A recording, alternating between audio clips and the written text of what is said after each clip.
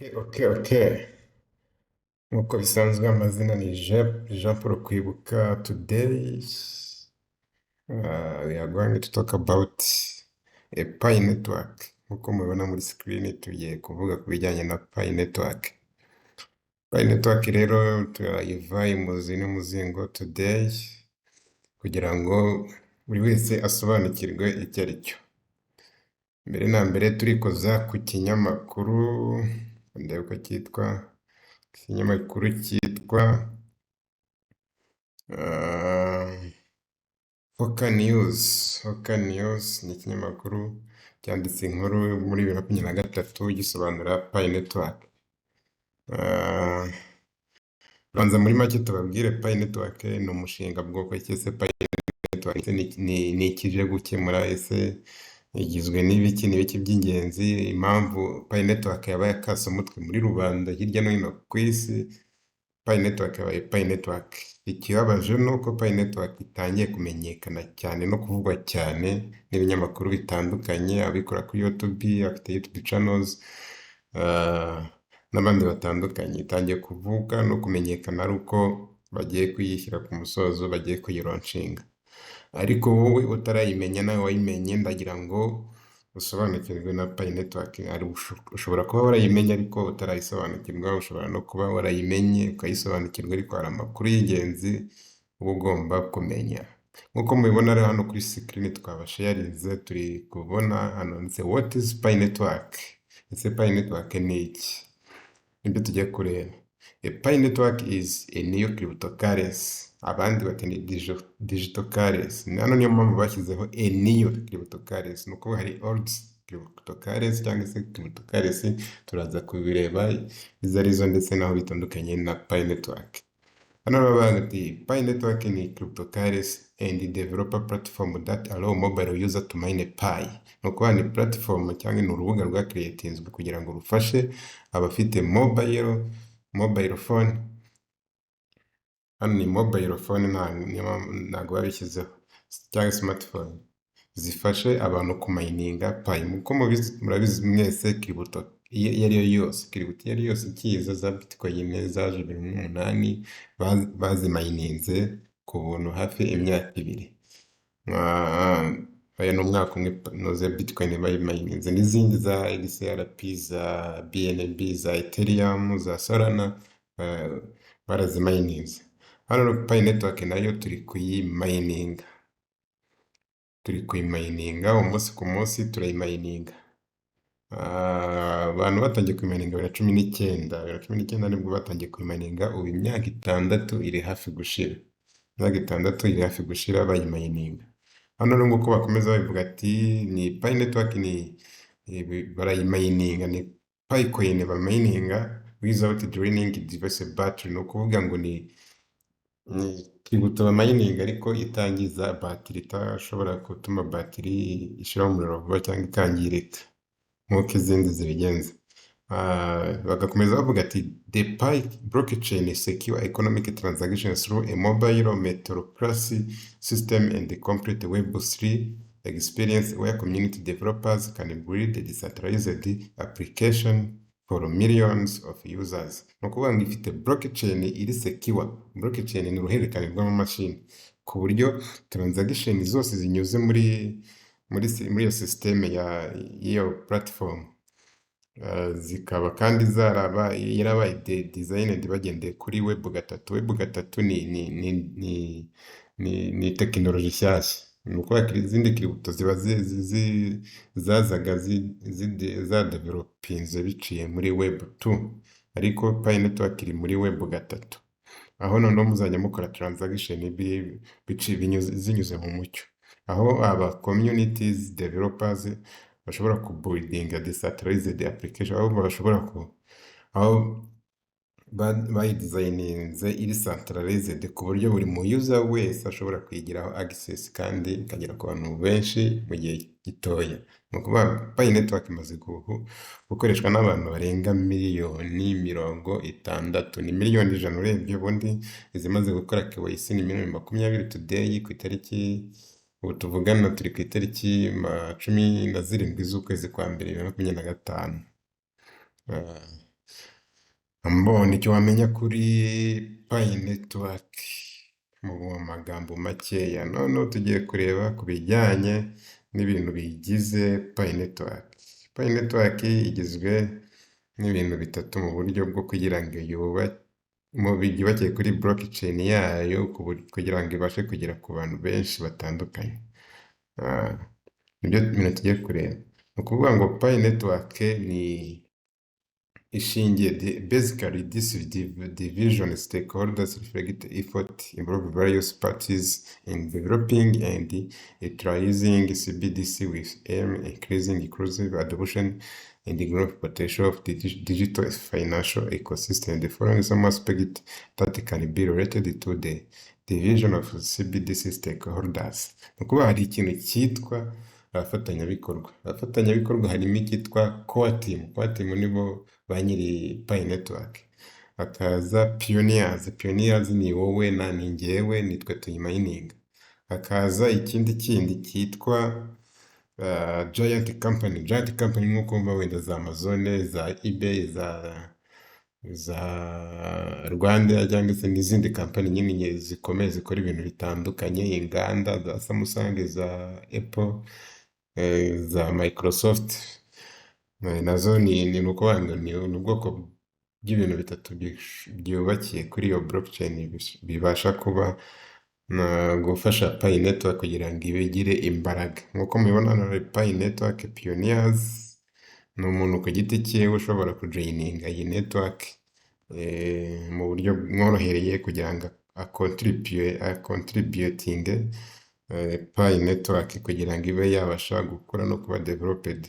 Noneho ngo as part of CBDC, Central Bank Digital Currency stakeholders sharing pioneers may receive CBDC related benefit privilege such as priority access reward financial benefit. Ni ukuvuga CBDC no mu Rwanda John Rwangombwa perezida wa banki ya BNR, Bank National of Rwanda, yatangaje ko u Rwanda ruzatangira gukoresha CBDC Central Bank Digital Currency nk'ifaranga riri digital mu Rwanda, bakagira ifaranga riri digital. Ni ukuvuga ngo ifaranga riri digital riba ritandukanyeho gato na crypto currency. Crypto currency urebye ni stable coin, yamihindagurika mu biciro, ariko Central Bank Digital Currency ni tekinoloji izaba ije kugira ngo ikontorore izo crypto currency zihindagurika mu biciro, izigenge muri make. Ariko Pi Network avuga yuko ari izaza iri stable coin, ikabasha kuba yaba iri digital currency iri centralize ku bantu bose no ku bihugu byose, ku buryo aho ugeze hose ushobora kuyikoresha ugura ikintu. Kwanza Pi Network banayikoreye kugira ngo aho ugeze hose babasha kugura ibicuruzwa, bayikoreye gukora transaction ariko mu buryo buri marketable, ni ukuvuga mu buryo bwo guhanahana product, ibicuruzwa. Niba ufite inyama ndazango y'ibice bya Pi, tugendeye ku giciro cyayo bazaba bayihaye, ikiri kuvuga ubwo ni icya GCV tuzagendera cy'ibihumbi 314,159, ariko ntabwo kiratangazwa mu buryo burofisho, kiri muri blockchain, kiri muri ecosystem, ku buryo ntabwo nyine abantu baracyumvikanaho neza ngo Pi yo yaza ngo icyemeze. Tugiye kuri giant company, akamaro kazo, the giant company you mentioned such as Apple, Aramco, Microsoft, Meta, Tencent and others are example of large companies with significant power and influence in various sectors. Engaging these companies as CBDC stakeholders can bring the benefit of technical support, financial resources, or strategic partnership that can accelerate CBDC adoption and growth. Ni ukuvuga ngo rero hano ni ukuba giant company ari amakampani, urugero nk'aba bari kuba Apple, barakora iPhone, Aramco, Microsoft murayizi, Meta, izizwi cyane ni Apple na Microsoft na Meta, izi zindi ntabwo zizwi cyane, ariko ni company, giant company zifite nazo imbaraga mu buryo bwo kwinfluencinga muri segiteri zitandukanye, ni ukuvuga mu buryo bwo kugira ngo n'andi makampani nayo abe yabasha kujoyininga, ni ukuvuga ngo zaba engaged nazo these company as nka CBDC stakeholders, nazo ni ukuvuga ngo zaje nka central bank digital currency, zajya zifasha abantu kugira ngo babashe kuba bazihahira ibicuruzwa, kandi zifite akamaro kari technical support no mu buryo bwa finance, uburyo bw'amafaranga. Ni ukuvuga ngo nibyo nawe mvuze kuri ibi bijyanye n'abafatanyabikorwa babiri. Coatm sinakwirirwa nyivuga, Coatm nyine ni ba nyiri payi, nibo bayidevelopinze. Tugiye kubasomera wenda akantu gatoya kerekana payi network nk'ifaranga rizaba rije rifite imbaraga kurusha izindi cryptocurrency. Hano murabona ahantu banditse breaking news, Pi Network develop CBDC digital currency central bank. Ni ukuvuga ngo Pi Network iri develop kuri digital currency central bank. Digital currency central bank ngira ngo nayibasobanuriye akamaro kayo kizabije kugira gukontorora ama cryptocurrency. Pi Network rero nayo izabije muri icyo gikorwa, yo izaba ari stable coin. Hano baravuga the financial world continues to experience change and innovation with the advent of blockchain and cryptocurrency technology. No kuvuga ngo financial world ubukungu bw'isi bukomeje kugira impinduka n'udushya mu buryo bwa blockchain and cryptocurrency technology. Blockchain ni bavuga ko ruhekane rw'amamashini nyine. Cryptocurrency nabwo nabwiye ko ari ifaranga riri digital nyine, riri crypto, ifaranga ry'ikoranabuhanga rikorerwa kuri interineti ariko bihindagurika mu biciro. One of recent change that has caught the eye is the development of digital currency central bank by Pi. Ni ukuvuga ngo impinduka zimwe muri zishobora kugaragara ko zatejwe imbere mu buryo bwa digital currency. Ni ukuvuga ngo Pi Network izaza ije kwerekana impinduka mu buryo bw'amafaranga ari digital nyine, kuko Pi Network nyine nayo izaba ije ari nka digital currency central bank. In an effort to use hano baribeshye in a new era in the global financial ecosystem. Ni ukuvuga hari ikintu cyitwa financial ecosystem. Ecosystem ni nk'uruhurirane nyine rw'ibidukikije cyangwa rw'abantu runaka, sibyo?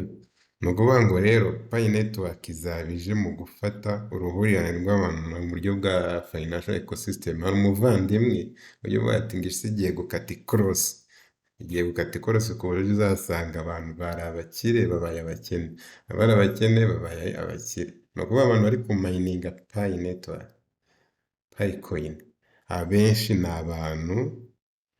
abantu baciriritse badafite amafaranga, kuko Pi Network mayininga ni ubuntu nyine. Umuntu wese ufite Android aramayininga, na smartphone aramayininga, sibyo? Ni ukuvuga ngo umuvandimwe avuze ngo isi igiye gukata ikorosi, ni uko uzasanga niba umuntu afite Pi 10 ziwe ziri kuri balance zabaye mige, bakaba bayisohoreye ku giciro cya 3,314,159 by'amadolari. Ni ukuvuga ngo niba ufite Pi 10 azaba ageze muri miliyari hafi enye z'amanyarwanda.